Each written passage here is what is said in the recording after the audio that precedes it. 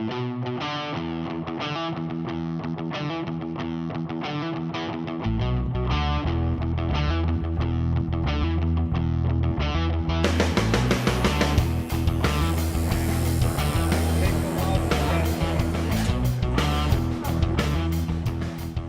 ever hear of Crazy Joe Gallo? Well, at my dad's shop when I was a kid, he was just a bookie, and I saw him almost beat a man to death with that chair right there.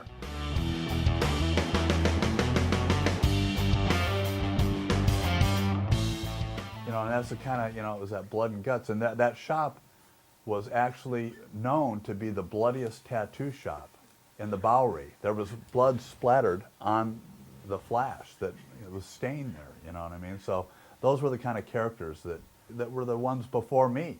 They were real unique characters, you know? So those old guys didn't make a living out of tattooing.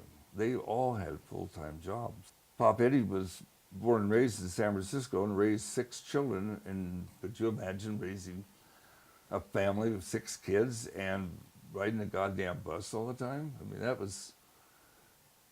it wouldn't happen today, you know? But they always dressed properly. Most guys wore hats, suits, ties. Now everybody looks like a goddamn buffalo skinner. When I started, tattooing, and in that era, there was no tattoos on TV. It was, that's why I say it was more of almost an underground kind of thing. I mean, it was legal, but there were many places, many more places then it was not legal.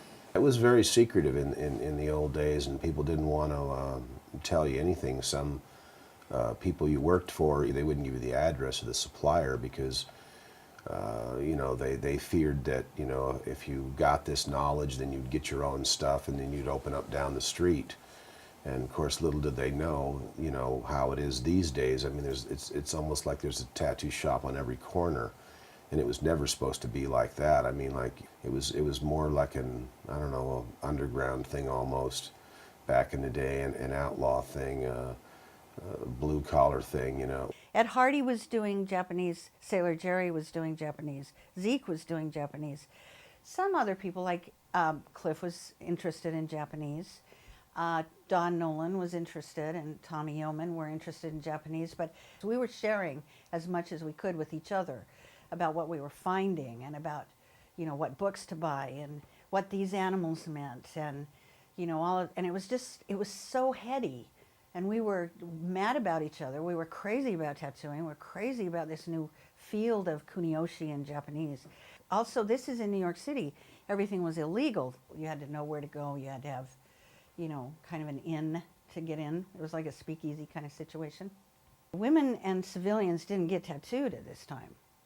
I mean, seriously, it was for sailors and for sort of sociopaths. I never saw a tattoo shop till I think it was 1976 in Cincinnati, and this little shop opened up in a barber shop and had a few dragons painted over the plywood over the glass to keep the glass from being broken. It was down by a honky-tonk down there that served beer in mason jars and bluegrass music. Arcades. You had Market Street, you had arcades, you had a few, and the arcade is, like I said, generally has a shooting gallery in it. It might have pinball machines in it. Up in front, it's got a hot dog stand in the center. It's got a slum jewelry counter on one side, which is sort of the office too. On the other side, shoe shining. Then you go back in there. Some of them had a mug joint, which is a photographic joint, with a couple young trollops, big bazooms or whatever, but outgoing young ladies.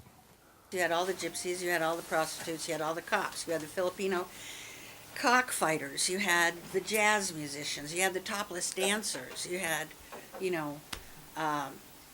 all of this mix of incredible, colorful characters all over Hotel Street. And the air smelled like teriyaki sauce and coconuts, and it was amazing. The tattoo stand was sort of a wooden platform, a couple of steps up, and you had this wooden platform.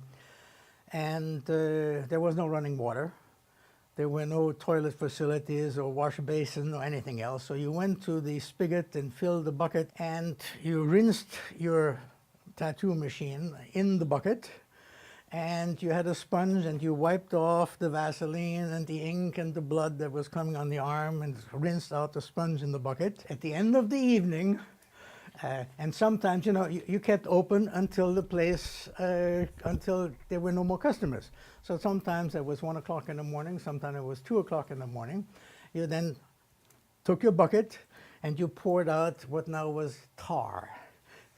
It was pitch black, okay? A soup of blood, inks, Vaseline, whatever, hairs that had been shaved off. I mean, you shaved them, and of course the razor also was rinsed in the bucket, and there were always some hairs sticking to the razor, so it was a horrible mess. But that's the way the business was done in those days. Just to go and visit those shops, they were very guarded. You know, you couldn't go in there and ask questions. You'd get your ass thrown right out. Tattooing wasn't that popular, so there wasn't that much tattooing going on. So if you went in and told somebody you wanted to be a tattoo artist, what you were doing was flat-footedly standing there telling the man that you wanted to be his competition. When it's illegal, obviously, you can't advertise and you can't put your name in the phone book. So I drew up some business cards. The shop was named Catfish Tattoo Studio. And Michael would take a fistful of these during the day and just walk the streets of New York. And when he saw somebody who had a visible tattoo, and that was very rare to see anybody who had any ink showing at all. If he'd see just a glimmer of a little tattoo, he'd go up and hand them a card. And then after 6 o'clock, people would call, we'd give them the address, they'd come over.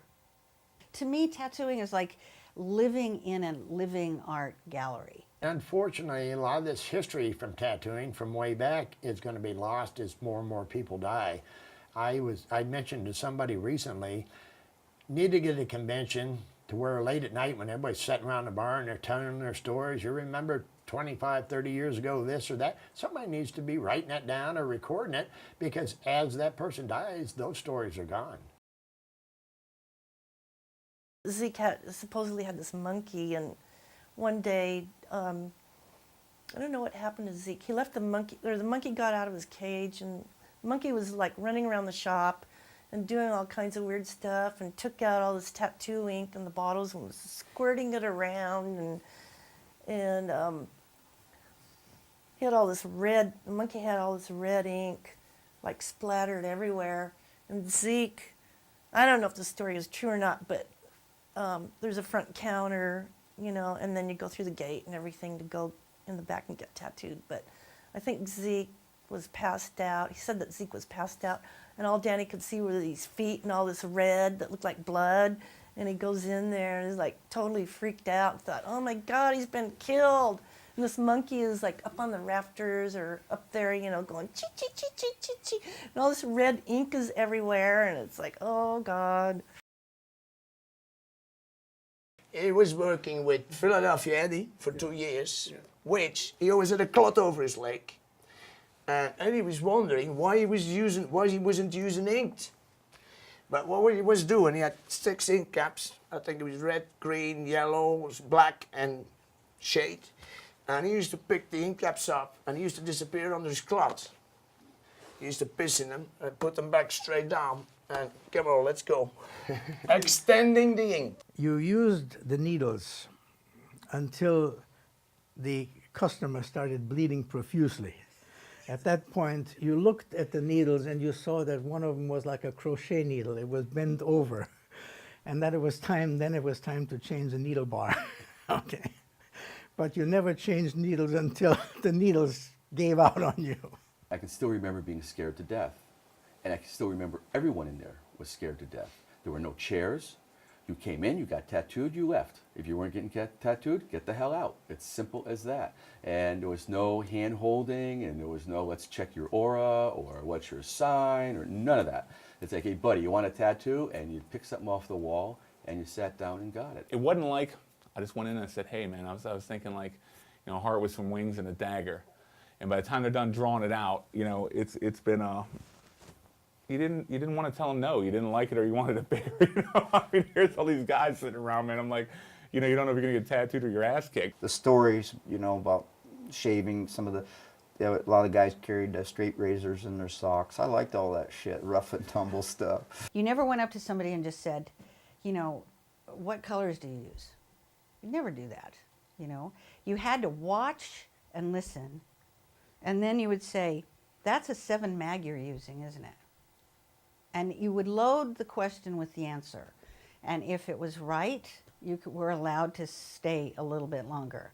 If it was wrong, that demoted you, you know. So I stood in the corner, I kept my mouth shut, and I watched for 3 weeks. Bob Roberts, well, I heard a story which has been repeated to me a few times, that he was held up by a machine gun, and he left. He left the city. Tony Polito was also held up in Lefferts Boulevard in Brooklyn, Crown Heights, Brooklyn. And, you know, it was a very scary thing. Someone told me that they actually shotgunned, killed his front man. I mean, you know, and he's continued to tattoo. And supposedly he had a thick plexiglass cage around him where you'd stick your arm in to get the tattoo. I mean, it seems so extreme, but I mean, do what you got to do. Yeah, one of Dean's early shops was in a meat locker on Broadway. The store had not been a meat locker for decades, and we actually tattooed inside the freezer, which was about 1.5 feet thick because it was insulated with cork. The shops were so crowded that you stood in line to get tattooed. So you had a lot of time to stare at all the stuff on the walls while you stood in line. This was 65, so everything was left over from the Second World War. And they'd just kind of been jazzed up a little bit, maybe with a little bit more color. But you know, the images that were on the wall during early Vietnam were those same images that were on the walls in Second World War and even Korean War. The hippie kind of images hadn't come yet. So I just picked all those classic sailor tattoos. They look good. You know what I'm saying? The square knot, the eagle, the sailor girl. And it was more about not necessarily some big meaning behind it. They were just attractive images that seemed appropriate for a sailor to get. And I really kind of wanted all that old historical stuff that kind of had been done, you know what I mean? That stuff just looked good to me. Long story, but we'll make it short. Friend of mine that I used to ride motorcycle with, he belonged to an outlaw motorcycle club. His name was Ralph, was after me for years to learn to tattoo. He wanted to get tattooed by me. He came to the house one day and he told me, he said, listen, I know this guy, Ronnie. He runs a tattoo shop. His kid is stealing from him and he needs somebody that's honest and artistic to watch the shop and try and keep the kid from stealing too much money. And I looked at Ralph, I laughed at him and said, ah, you're fucking crazy, go away. And he pulled out a gun, stuck it in my face, and he said, no, this time I'm really, really serious, you're going with me. Well, he took me down to Ronnie's tattoo shop, and he introduced me to Ronnie. Ronnie and I hit it off, became very good friends, and I learned to tattoo in the process. You can't learn from people today like you can learn from these guys that have been in the business. And if you take time to shut your mouth, and me, I love to talk, but you know, when you're with them, if you listen to what they say, there's so much knowledge. I mean, just listen to their stories, you know, about, I always say to new guys, man, you really missed out on the fun of this business, because there was conventions, man. The first time I went to a Pittsburgh show, you know, I walk in, there's some dude passed out in an elevator, someone's urinating on him, you know, and it was just wild, crazy, man. I mean, it was bikers, and it was a blast, you know. I mean, you come into shops down around Fort Benning, Georgia, and you know, I used to work in a couple down there, and it was just, you know, it was all bikes, it was parties, man. A guy I worked with, Falcon, walked out of the shop one day, got shot 6 times in the chest. He was nailing someone's old lady, and never turned a dude in. He lived, you know, missed his heart and his spine, but that's the way it was, man. And it was, if you open up on someone, you got a beat down. I mean, you sit around and talk to Doc Don how he kept the shop in Las Vegas for so long without anyone open up on him, and these guys tell you that, and I miss that part of it. Frankly, I like the renegade aspect of tattooing. And I think a lot of artists and a lot of collectors want to make tattooing as acceptable throughout the world and make it as acceptable. You can buy it in Target. And now their dream has come true, and look where it's gotten us. I've learned in my background in advertising and background, even in marketing in college and that sort of thing, the fastest way to kill anything is make it part of pop culture. And that's my biggest fear of tattooing. Greatest words that you can hear when you're getting tattooed is when the tattoo artist says, "You're done." Wow. I'm glad it's the world's dumbest goddamn hobby. Sit down and let some bastard sting you to death. They get stung all over, you know. So those old guys didn't make a living out of tattooing. They all had full-time jobs. Pop Eddie was born and raised in San Francisco and raised 6 children. And could you imagine raising a family of 6 kids and riding a goddamn bus all the time? I mean, that was... You ever hear of Crazy Joe Gallo? Well, at my dad's shop when I was a kid, he was just a bookie. And I saw him almost beat a man to death with that chair right there.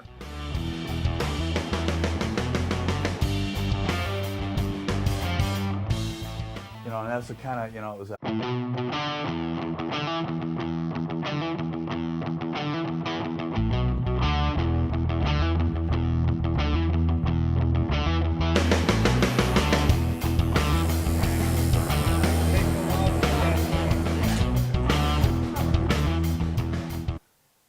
It wouldn't happen today, you know.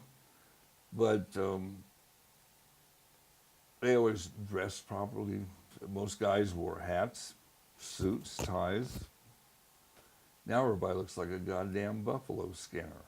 When I started, you know, tattooing and Blood and Guts, and that shop was actually known to be the bloodiest tattoo shop in the Bowery. There was blood splattered on the flash that it was stained there, you know what I mean? So those were the kind of characters that were the ones before me. They were real unique characters, you know.